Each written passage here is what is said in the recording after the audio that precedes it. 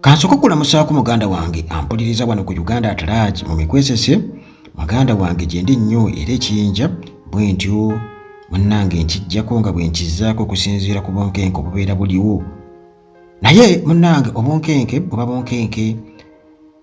Buli omu waali waalabira enkuba n'omusana n'abali ku misango abaasibwa olw'ebyobufuzi nabo bali eyo ku bonkenke obw'amaanyi ennyo.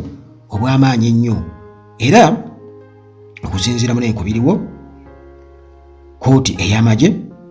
Army Court abaasibwa ebyobufuzi 16 abakkiriza bwetyo emaze okubeera ng'ebasalira ebbanga ery'okusibwa. Kino nno muganda wange kyogeddwako abantu ab'enjawulo nga bonna bakiraba mu ngeri. Abamu bagamba nti ebbanga lye babagambye okubeera nga babasibayo ettone erisigaddeyo era kumpi babeera nga babasonyiye. Naye nga nze kye neebuuza nga sinaba kubeera nga munnange nkubuulira ku bbanga eryo lye bagenda okubeera nga babasiba okusinziira ku nsalawo ya kooti nti omusango oba emisango gye babasomera baatugamba nti babasanga n'ebbomu 13 oba n'omusango gwe baatukakasa ne batugamba nti treachery ekyali badde nga obutaba beesimbwe oba betray of trust. Kakati ekyebuuzibwa nti emisango egyo nga bwe giri awo nti bwe babeera nga bakusalidde mu butuufu olina kusibwa myaka emeka oba already bano baalinda nti kekana akaseera bano bamaze okusibwa emyaka egyo era gye baali badde babasalira ne basalawo bamale babakkirizise ate nga babasibye nti babakkirizise ku misango already gye babasibiddeko ebbanga eryo era singa bakkiririzaawo luli gye baali badde babasiba emyaka nti beerage nga ababadde babasonyiye kubanga bano basibiddwa emyaka ndowooza 4. Kooti egamba nti ebasalidde emyaka 5 okubeera nga basibwa. Kati ne batukakasa nti naye olwa kuba nti nno babadde beesimbumbu ne bakkiriza emisango ne babeera nga baga nti babuzaayo emyezi 3 n'ennaku ndowooza oba 22 okubeera nga bateebwa nti kakati olwo bajja kuba babata. Kino nze nkirabanga okutali kusonyiwa nti bakusonyiye era babeera bakusibye kubanga bwe kiba nti kitegeeza nti kooti ebadde ejja kusiba emyaka 5 kitegeeza nti nabali be batasalidde simanyi lwaki tebabasalira kubanga babeera bagaanye nti ekituufu olina kumala kukkiriza ne basooka bakusalira kubanga tetumanyi kati baali bagenda kuvundira mu makomera bwe kiba nti emisango giriko oyensala ng'obujulizi babulina kooti yali badde yabasalira dda naye abazze nga okubeeyimirira nga babagoba bwe tebalina bisaanyizo. Ate era still balamu okumala okuperereza nti alina kusooka kumala kubaperereza bakkirize nti basonyiibwe olwo agenda abayambe mbw aboogerere wajje Museveni abasonyiwe. Ekyo muganda wange mu kukitunuulira olabira ddala nti kulinga kukkakkanya kooti ey'amagye bw'ebanga ddala erina ekitiibwa bw'eba ekyakirina kuba tuyinza kuŋŋamba nti minisita ate minisita yagenda okulagira omulamuzi mbu kati kola bwoti. Ekyo nakyo weewuunya ti minisita bwe yagenze n'abigerezeganya nabo kati najja n'agamba omulamuzi nti kati babano kati mukole bwe muti ne bwe muti ne bwe muti. Ekyo kyewuunyisa naye munaye mu bulambulukufu gwe wenna ampuliriza nti bano abasibe abasibwa ebyobufuzi aba National Unity Platform wiiki ewedde bakkiriza emisango bapulidinga guilty era ku misango egy'okugezako kubeera nga bajja ku gavumenti. Kakati olwo ne bakkiriza okubeera n'ebisi bomu ze baatugamba n'ebirala basaliddwa omusango era ne babalaga ebbanga tebagenda okubeera nga basibwa 16 bano babadde ku rimandi okumala emyaka 4 era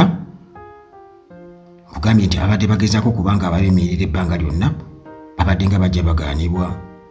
nga bagamba tebatuukagana na mutindo kooti ey'amagye kw'erina okubeera nga esinzira okugamba nti onaasaanye okweyimirirwa omuntu nti bamemba ba famire ab'emikwano bonna babagaana ne leader of opposition yatuuka n'okubeera ng'ajja mu parliament mannange General Court Martial neegaana mu biseera ebyo muganda wange okuviira ddala ku mulembe gwa Guti nga naba kubeera nga handing over to Freeman Mugabe. Kakati munnange nga bwe nkugambye nti byatandikira eyo ku mulembe gwa Guti n'alitayalinga n'asikizibwa Brigadier General Robert Freeman Mugabe.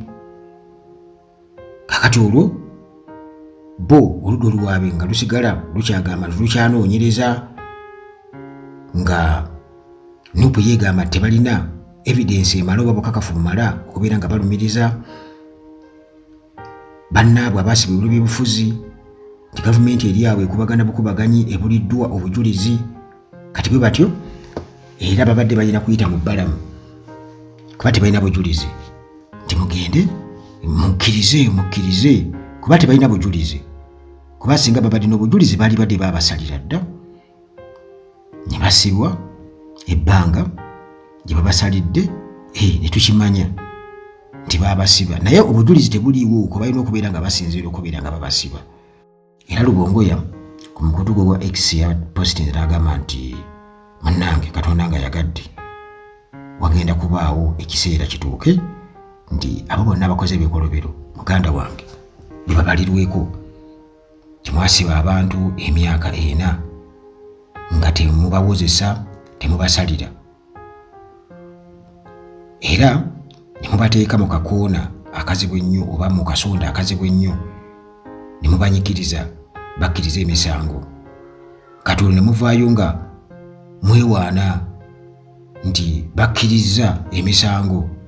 era naga nti balamu timunnange oyinza okwewaana essaawa eno nolaga nti oli w'amaanyi n'oyisa oba no ba victims nogezaako okubatyoboola mu ngeri yonna gy'osobodde naye munnange ebyo byonna byokulinze kulaba jjukira nti balamu yakyalira abantu bano najja n'agezaako okubalaga omukwano mbu omungi ennyo nti yabafaako ennyo n'abakkirizisa okubeera nga tebakkiriza nti bazziza ddala emisango egyo gye baali beegaana era n'abamatiza nti bagobe baloya baabwe aba Nuupu olwo nti baloya b'amagye n'abafunira loya ow'amagye nti yababakwasaganya era n'akakasa nti ye musanyufu nnyo nga Balamu nti Olivia Lutaaya n'abalala bamaze okubeera nga bapulidinga Geruti bakkiriza emisango era nti agenda kubeera nti amatiza kooti ne General Museveni okubeera nti nno babasonyiwa. Balamu yaliyo ye kennyini nnyini mu kooti wiiki ewedde era n'atukakasa ebyo kakati General Court Martial ekulemberwa ya Brigadier General Freeman Robert Mugabe bwe batyo bano 16 abakkiriza emisango bwatu n'abasalira n'aga nti balina okusibwa emyaka 5 kakati olukooti nebeera nti eno tutunulira factors ezimu era nti bano bagenda kubeera nga basibwa emyezi egisigaddeyo 3 n'ennaku 22 naye omwenda bo munnange abakyagaanye ebyabwe kiraga nti bikyali bibi nti bakubasiba babasibe pako booli abwe balikkiriza emisango naye nga nze ekyebuuzibwa nti kale omuntu waba takkiriza musango alina kumala bbanga ki mu kkomera nga tebannamusalira ye ekyo ekibonerezo oba omuntu nga bamusomedde omusango ogwo gwa treachery n'okubeera ne oba nezibbomu n'emmundu alina kusibwa myaka emeka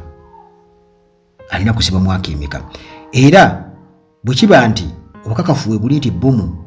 weeziri ze babakwata nazo oba n'emmundu oba n'amasasi n'ebirala byonna bye bagamba nti weebiri mu kkooti tubirabyeko era nga buli omu abiwako obujulizi nti bino ddala mu butuufu byange. Bano abakkiriza nti ddala kituufu emisango baagizza nti waliwo ebizibiti bye balina bye bayinza okutugamba nti bibino ne biibino oba byonna biri awo mu bigambo, just bigambo bye biyitingana bye bikakasa bwe bujulizi bye buli kimu. Era bwe batyo bagenda okusonyiyibwa n'ebigambo just nti Balamu naye agenda kujja na bigambo abamatize nabo bennyini boogere, nawe yajja ayogere bwogezi, omulamuzi ayogere bwogezi, ne John Museveni gyali ayogere bwogezi, age kale babate mbasonyiye.